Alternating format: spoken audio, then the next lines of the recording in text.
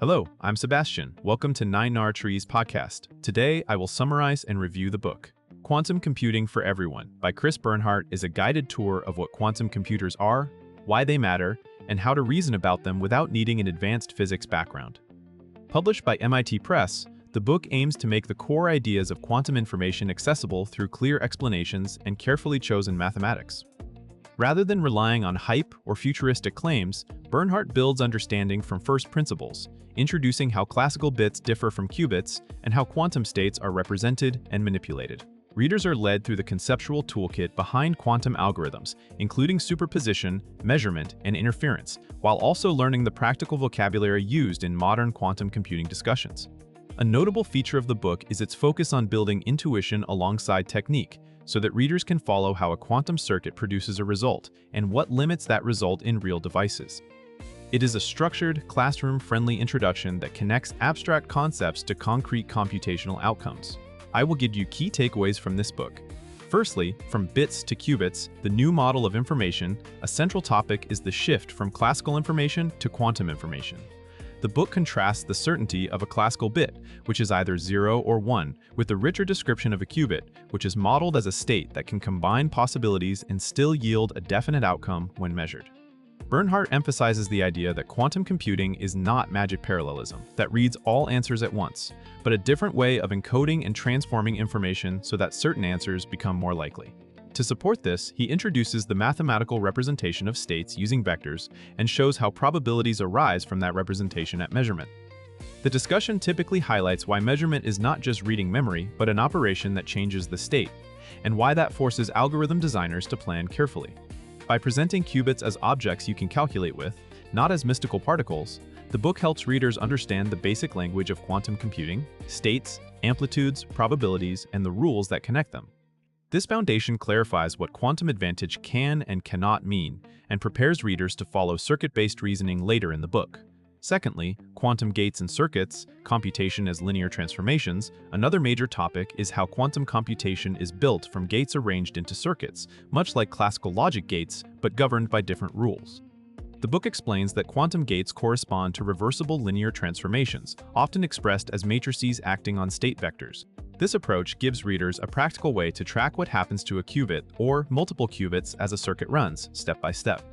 Bernhardt typically highlights a few core gates and shows how they create or manipulate superposition and relative phase, which is crucial because phase is invisible to direct measurement yet determines interference patterns later in the circuit. The circuit model becomes a language for describing algorithms, with wires representing qubits and gate symbols indicating operations. Importantly, the book also clarifies constraints. Operations must preserve total probability, and copying unknown quantum states is not generally possible, which reshapes how data is handled. By working through circuit examples, readers learn to translate between diagrams and calculations, understand why some transformations are possible while others are not, and develop an intuition for designing circuits that steer measurement outcomes toward useful answers.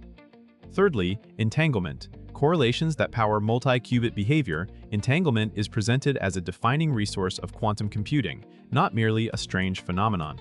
The book explains how multi-qubit systems have joint states that cannot always be decomposed into separate single-qubit descriptions, producing correlations that exceed what classical independent bits can represent.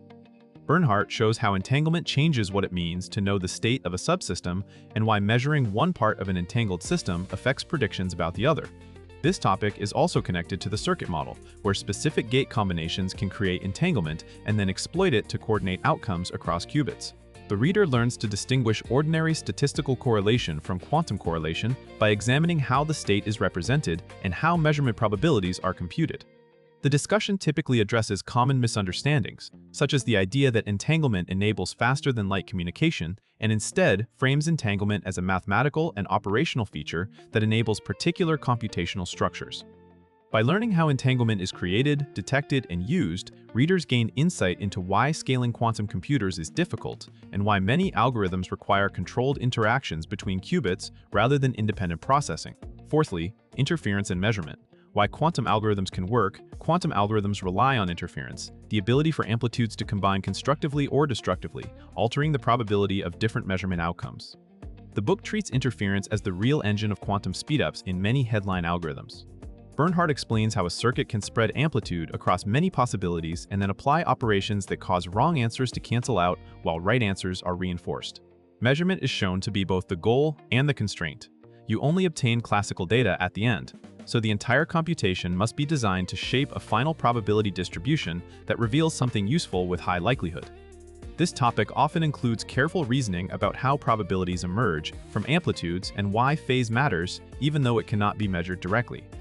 The reader is guided to see quantum computing as probability engineering through unitary evolution followed by measurement.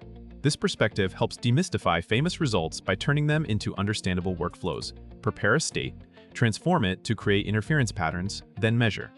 It also clarifies why naive brute force thinking fails and why algorithm design is subtle, requiring control over both amplitudes and phases. Lastly, canonical algorithms and real-world limits, what quantum computers can realistically do. The book connects foundational concepts to well-known quantum algorithms and to the practical barriers that shape current devices. Bernhardt discusses how certain problems admit quantum approaches that outperform classical methods in principle, while also explaining that not every task becomes faster just because qubits are involved.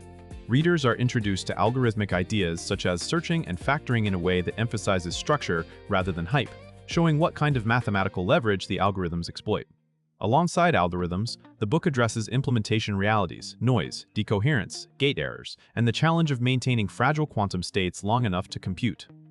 This naturally motivates error correction as an essential component of scalable quantum computing and explains why fault tolerance is a major engineering milestone. By pairing algorithmic promise with hardware constraints, the book offers an honest map of the field, where quantum computing is already scientifically meaningful, where it is still aspirational, and how to evaluate claims about quantum advantage. This balanced perspective equips readers to understand contemporary discussions in industry and academia without being misled by exaggerated expectations. In conclusion, this book is a strong fit for curious general readers, STEM students, software developers, and professionals who want to understand quantum computing beyond headlines. It is especially helpful for readers who are willing to engage with some math but do not want a physics-heavy treatment. The main benefit is that it gives you a reliable mental model for how qubits, gates, and measurements work together, so you can follow real explanations of quantum algorithms rather than memorizing buzzwords. That clarity can improve your ability to evaluate news about quantum breakthroughs, participate in technical conversations at work, or decide whether deeper study in quantum information is worth your time. Compared with many popular introductions, this book stands out for its structured progression and its commitment to explicit reasoning. It does not simply state that quantum effects matter, it shows how computations are represented and why the rules lead to particular outcomes. Compared with more advanced textbooks, it is more approachable and intentionally paced. If you want a single purchase that builds both intuition and practical literacy in the circuit model, it is a worthwhile, durable addition to your shelf. If you would like to support Chris Bernhardt, you can buy the book through the Amazon link I've provided in the podcast description. After reading the book, please let me know what you think and share your thoughts. See you around.